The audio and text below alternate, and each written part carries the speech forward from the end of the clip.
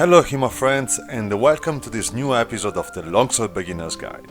Today we explore the Dente de Zenghiaro guard and two of the main actions that can start from this position. So let's start. First of all, let's check the guard position. You should keep your Dente de Zenghiaro quite wide on your left side, with your right arm extended. By learning this little detail, you instantly improve the efficiency of your action. So try to remember it while you are practicing. From this position, the most natural action is a false edge reverso sottano. If you don't know the difference between false edge and true edge, check the 6th episode of this series. The main use of our false edge reverso sottano from this position is to control the opponent's weapon, both in a defensive or in an offensive way. Maestro Fiore dei Liberi resumes both this concept in the word rebattere, while in the modern fencing language the defensive action is called parry and the offensive action is called beat or battuta.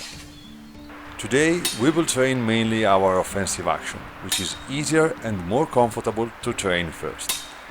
In our first exercise, Fabrizio keeps a longer position, which threatens us and stops us from attacking him directly. To set aside the opponent's sword, we strike our reverso sottano. A correct rebattere casts aside the opponent's weapon, gaining space and time to execute an offensive action.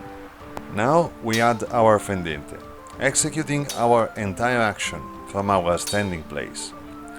So, we do a rebattere with our reverso sottano, and we strike back with our mandritto fendente. This exercise helps us learning how to use the energy of the rebattere to strike back our fendente. Now we know that to reach our opponent we have to move, and to do it we have to step. The question is when?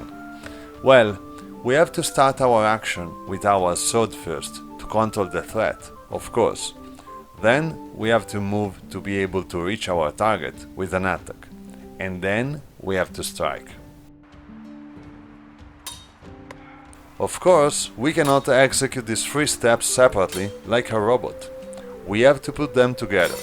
So we will always start our sottano to control the weapon first. Then, while it is reaching the target, we start our stepping motion. In this way, we will be at the right measure in time to strike our fendente. Well, we have trained our rebattere. Now let's play a bit with measure. In this exercise, Fabrizio moves toward me. He can decide to stop out of measure, as before, or keep walking, which represent a very slow and unrealistic thrust.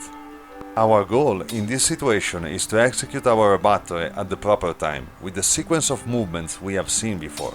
We don't care if he stops or keeps moving. As soon as he reaches our sweet spot, we execute our action. As soon as his weapon is cast aside, we land our cut. We cut for the head and for the arms, as Fiore says. We don't care too much about selecting the target. We have just to follow our fendente diagonal, which will reach one of these two extremely important targets.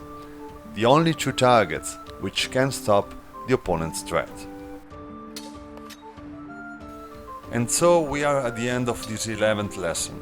We have learned some of the Fiore concepts and the simple but extremely important action which can both attack and defend. In the next lesson, we will learn some exercise to increase the chance to land our first intention attacks. Remember guys, if you want to help this channel grow up, click the like button, subscribe to the channel and share it with your friends. If you want to help me even more and receive even more contents in exchange, check my Patreon page. You may find the link in the video description. Thanks for watching guys, and as always, see you next time.